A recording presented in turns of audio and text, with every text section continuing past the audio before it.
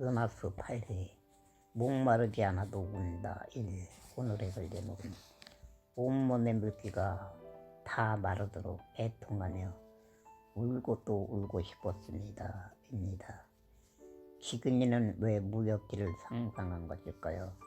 무협기에는 별의별 공상 이야기, 사람에게서 일어날 수도 없는 상상까지 글을 써서 책을 만들어 내기도 하기 때문입니다. 휴, 나보다 무서운 사람도 있었네. 저 할머니들은 아주 배짱 센 편이구나. 기근이는 긴 한숨을 쉬며 중얼거립니다. 왼쪽에 앉아있는 할머니 두 사람을 쳐다봅니다. 문제는 할머니들이 눈길을 피하는 것이 아니라 더 강한 시선으로 자신을 쳐다보았기 때문입니다. 할머니들은 고개까지 끄덕이며 혀까지 차면서 대화를 합니다. 태어나지 않았어야 좋았을 텐데 잘못 태어났다고 장방을 맞추고 있습니다. 어쩌면 할머니들은 젊은 놈의 건방지게 눈을 흘기고 있네. 자신이 못난 것은 생각도 못하고 건방지게 쏘아보고 지랄하네 하고 속으로 욕을 했을지도 모릅니다. 두 사람 할머니는 왜 거북스러운 시선으로 기근이를 쳐다보고 있는 것일까요? 사건의 내막은 이러합니다. 할머니들이 실금실금 쳐다보는 것이 싫었습니다. 빵과 만두를 먹으면서 일벌나게 자신을 쳐다보는 것이 미웠습니다. 미운 마음으로 눈을 흘기며 할머니들을 쳐다보았습니다. 그런데 도리어 반격을 당한 것입니다. 결국 난처한 입장에 빠진 것입니다. 할머니들의 수다에 시선을 돌렸던 사람들까지 고개를 끄덕이며 다시 시선을 던지고 있었습니다. 혹을 뜨려고 하다가 오히려 더 큰 혹을 붙인 꼴이 되고 만 것입니다. 혼자 창피를 당한다면 덜 창피할 것입니다. 타고난 운명이기 때문입니다. 많이 당했기에 한 귀로 듣고 한 귀로 흘러버리면 되기 때문입니다. 그러나 오늘은 아버지가 있습니다. 민망하고 창피합니다. 그러나 아버지는 아들의 마음을 알고 있습니다. 사람들의 마음도 알고 있습니다. 말없이 만두와 빵을 먹고 있습니다. 그래서 기근이는 더욱 괴로웠습니다. 호기심 많은 것이 사람입니다. 40대쯤 된 남자가 아버지에게 아들에 대해서 물어봅니다. 아버지 입이 열립니다. 아들이 불구자가 된 사연을 이야기합니다.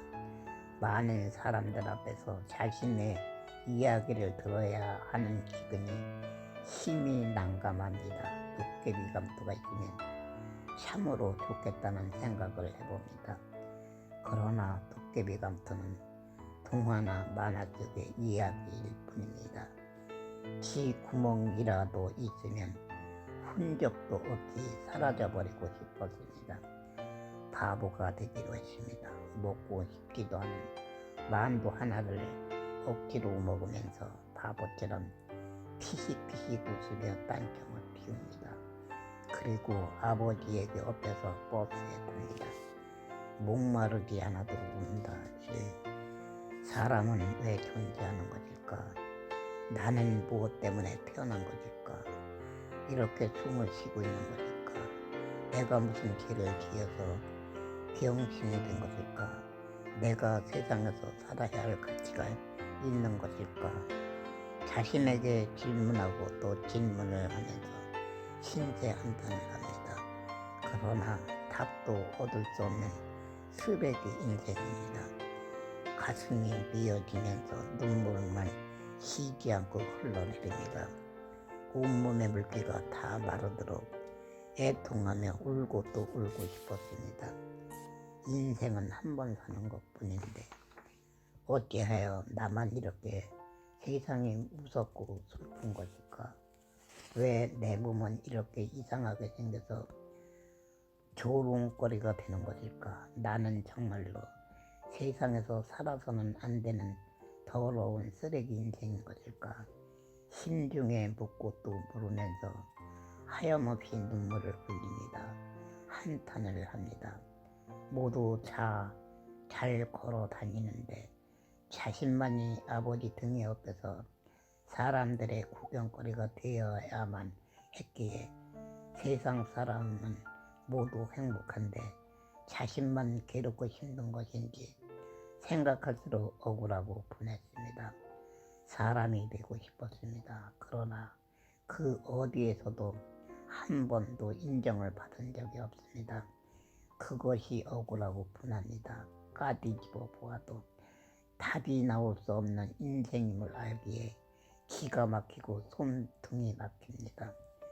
눈물이 겉가슴을 적시고 속가슴을 적십니다. 그러나 그 아픔을 그 누구도 알아줄 사람은 없습니다.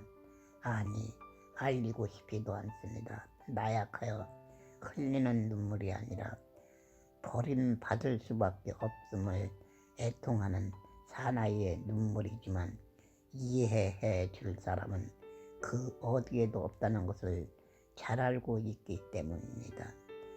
버스를 타기 전부터 통곡하고 싶었습니다. 일부러 창문 앞에 앉았습니다. 차 창밖을 바라보며 소리 없는 눈물 잔치를 하고 있는 것입니다. 피곤한 아버지는 몇 개 건너 의자에 잠들어 있습니다.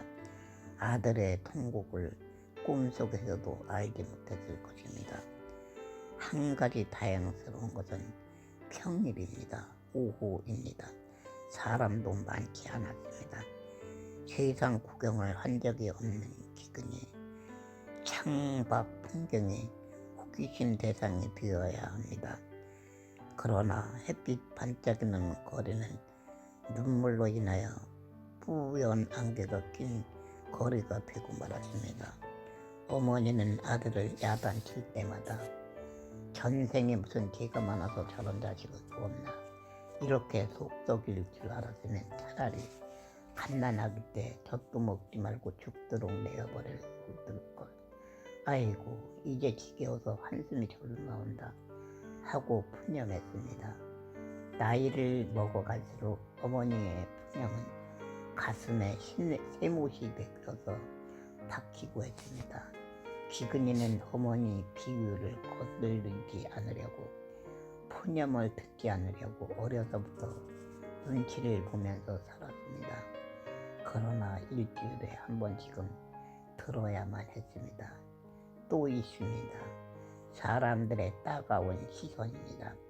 나이가 어려서 자신이 장애인이라는 것을 인지하지도 못하는데 사람들이 이상한 눈으로 쳐다보며 수군거리고 하여 사람들이 무서웠습니다.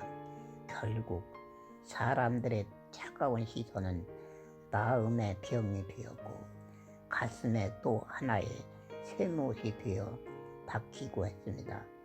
낯선 사람을 만나기만 하면 가슴이 콩 내려앉고 했습니다. 우울증, 공황증, 공포증 병을 가지게 된 것입니다. 그런데 오늘 너무도 많은 낯선 사람을 만났습니다. 별의별 말을 다 들었습니다. 큰 충격을 받았습니다. 안아주고 보듬어 주어도 부족한 인생인데 사람들은 눈이 가는 대로 입이 열리는 대로 상처를 주었습니다. 가슴에 왕못이 되었습니다. 그 아픔이 소리 없는 애통으로 변한 것입니다.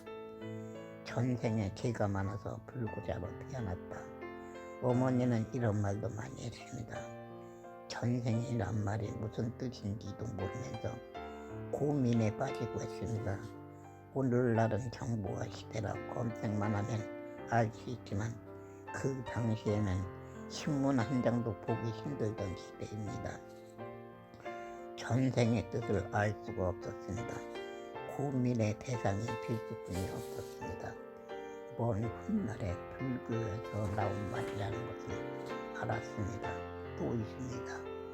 불구자입니다. 왜 자신이 불구자가 된 것인지, 누구의 죄로 인하여 불구자가 된 것인지 골똘히 생각해보고 또 생각해보았지만 알 수가 없었습니다. 엄마의 죄라면 어떻게 되는 것일까? 이런 생각도 해보았습니다.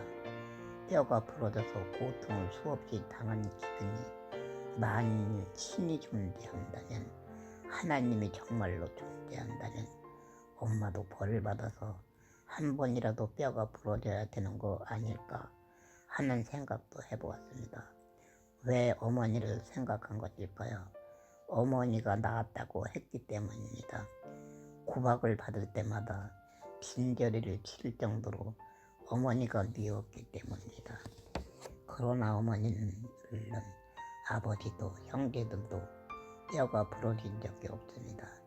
기근이만 부러지고 또 부러졌습니다.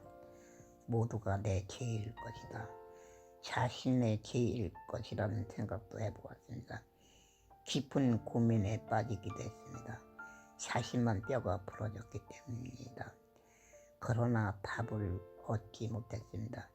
태어난 지 3일 만에 뼈가 부러졌다는 말을 들었는데, 눈도 제대로 뜨지 못하는 갓난한 아기가 사람을 미워하거나 괴롭게 할 수 없을 것이라는 생각을 한 것입니다. 어릴 적부터 기근이가 가장 많이 한 말은 나는 죽어야 한다. 모두 죽여버릴 것이다 하는 말입니다.